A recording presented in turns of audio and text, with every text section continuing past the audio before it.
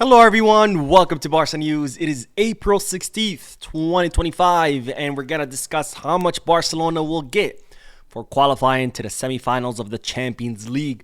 Also, FIFA are considering inviting Barcelona to the Club World Cup. And finally, Barcelona will definitely miss out on Antonio Cordero. We have a lot to discuss, so let's begin.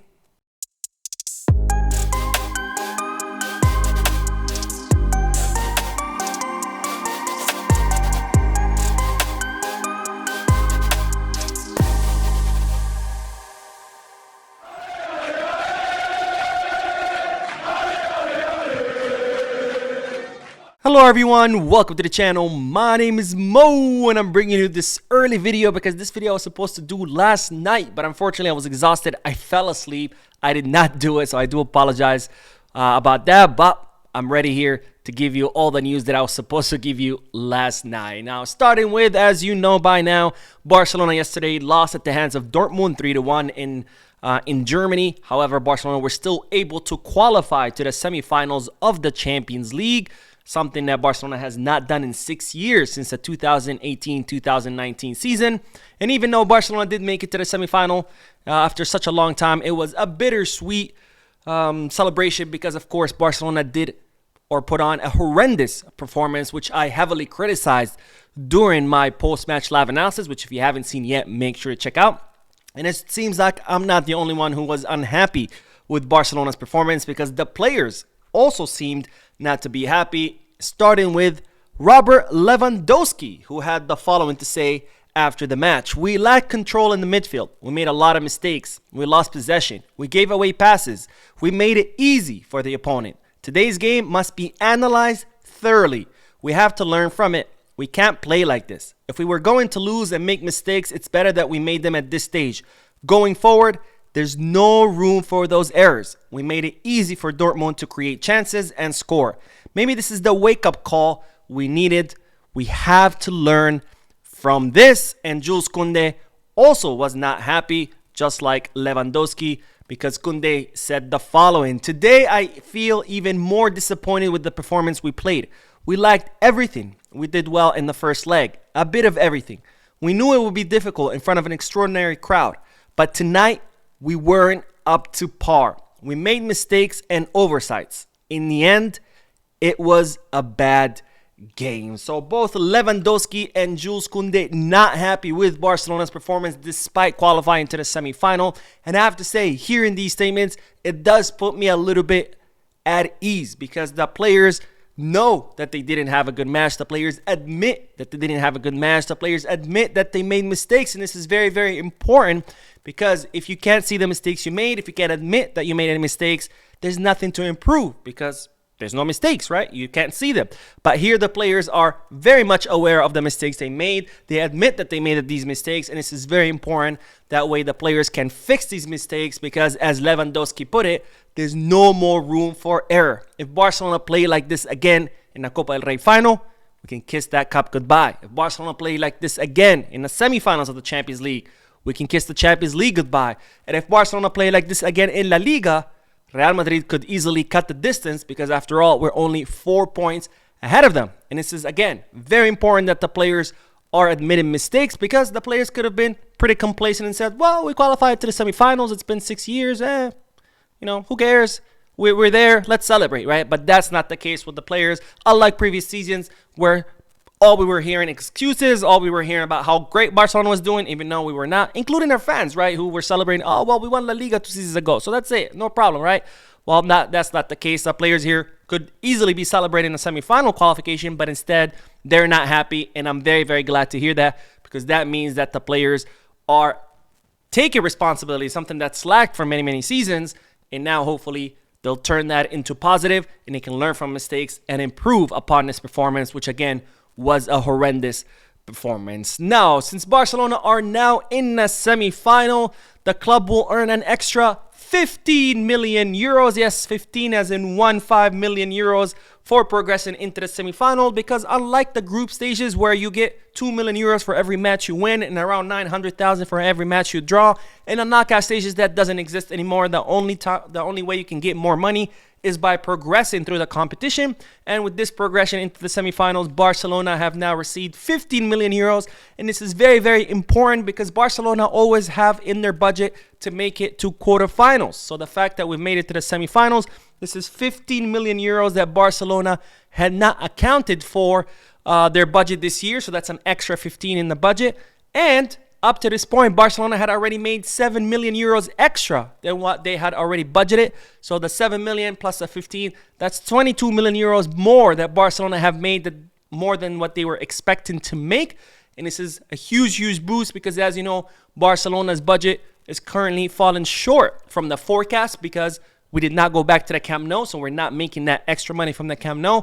So Barcelona will be able to make up that money that they're not making from the stadium through the Champions League, where they've already made 22 million euros more than what they initially anticipated. Now, even if Barcelona do not make it to the final, and hopefully that doesn't happen, hopefully we go all the way to the final, Barcelona could still make more money from what's called the market pool, which factors in TV rights, sponsorships, domestic performance, and this new thing called the value pillar. Barcelona have already gotten 22.4 million euros from this market pool, plus 11.4 million euros from the coefficient share. And Barcelona could potentially make more through the semifinals. Now, so far, Barcelona have made 116.5 million euros from the Champions League. Again, with the potential of making even more, which is superseding what Barcelona had budgeted for at the beginning of this fiscal year. Now, speaking of making money off competition, it's being reported that FIFA are considering inviting Barcelona to this summer's first edition of the new Club World Cup. Now, we discussed this in a previous video, but FIFA decided to disqualify Club León from the Liga MX, or the Mexican League. Why? Because there's a rule in FIFA that prohibits clubs from participating in the competition who are owned by the same owner. And well, we have Grupo Pachuca, who own both Club León and FC Pachuca. Both had qualified to the Club World Cup, and since they can't be more than one club owned by the same owner, Club León were disqualified, only leaving FC Pachuca, who again are owned by Grupo Pachuca. And it's being reported that FIFA are discussing inviting Barcelona to the Club World Cup in the place of Club León. Now, it's reported that the club are not aware of this, so this could be very much, well, a rumor. Plus, they're stating that Barcelona are not considering asking for an invitation. They know they didn't qualify to it by merit, which is by doing well in the Champions League in the last 4 seasons, which Barcelona have not done that. And also, there is a big problem, which is the US Asia Tour. We have an Asia Tour planned for this summer with 2 matches in Korea, 2 matches in Japan, which are set to bring the club around 25 million euros. So if Barcelona end up playing the Club World Cup, what's going to happen with the Asia Tour? They're going to have to pull out. If they don't pull out, does that mean the players are not going to have zero rest, going from the end of the season to the Club World Cup to the preseason tour to the new season again? So Barcelona are not looking to get an invitation. Barcelona are not aware of FIFA considering inviting them. And again, we do have that problem with the Asia Tour, which is set to bring us 25 million. Of course, that's way less than the Club World Cup. The Club World Cup is going to pay every club that participates 50 million just for participating. That's not even counting the bonuses from progressing through the competition. And of course, I want to ask you guys, would you prefer to play the Club World Cup where you're going to make more money, but the players are going to be more exhausted? Or would you rather just stick to the Asia preseason tour, which is going to make us less money, but the players are going to rest a lot more? Let me know down below in the comment section. Now, interestingly enough, in the Club World Cup, there is, guess what? Zero Spanish referees. And I am not surprised because all this season and previous seasons, Spanish referees have shown us that they are, to say mediocre would be really complimenting them, but they are beyond mediocre.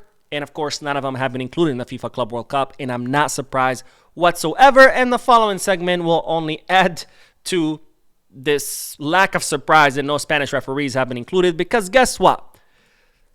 Mbappe, ladies and gentlemen, has only received a 1-match ban for this criminal tackle on the on Blanco, on the Alaves player, which could have easily broken his leg and ended his career. And why?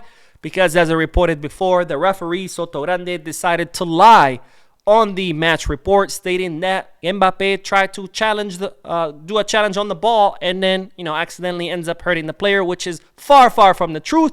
If you see the footage, Mbappe is nowhere clear the ball. near the ball. Mbappe is not trying to get the ball. Mbappe is simply trying to hurt that player. And had the referee written the truth in that report, Mbappe could have gotten a 5-match ban. But of course, God forbid a Real Madrid player gets a 5-match ban. So instead, Mbappe has been handed a 1-match ban, which is absolutely disgusting what Mbappe did. And it's absolutely disgusting the punishment that he's getting, because if Lewandowski gets 3-match ban just for doing this, how are we getting Mbappe a 1-match ban for almost breaking a player's leg on purpose? This was no accident. If you see the footage, it's clearly no accident. Now, the news is that Miguel Galan, who is a lawyer expert in sports law in Spain, says that Barcelona actually do have a recourse. They could technically bring a complaint with the Royal Spanish Football Federation because the referee manipulated the match report, and technically Barcelona would have grounds to try to get Mbappe suspended for longer. I doubt that's going to happen. As we know, Laporta has a really good relationship with Florentino Perez. And of course, I want to ask you guys, should Barcelona do that, or should we not care? Because after all, with or without Mbappe, we're going to spank that ass in the final of the Copa del Rey. Now, let's end this video with bad news, because Barcelona will be missing out on Antonio Cordero, the 18-year-old left winger who currently plays for Malaga in the 2nd division. He is the hero of Malaga, the one who helped them get promoted from 3rd to 2nd division, someone that Barcelona were heavily tracking, someone in Barcelona were very close to signing.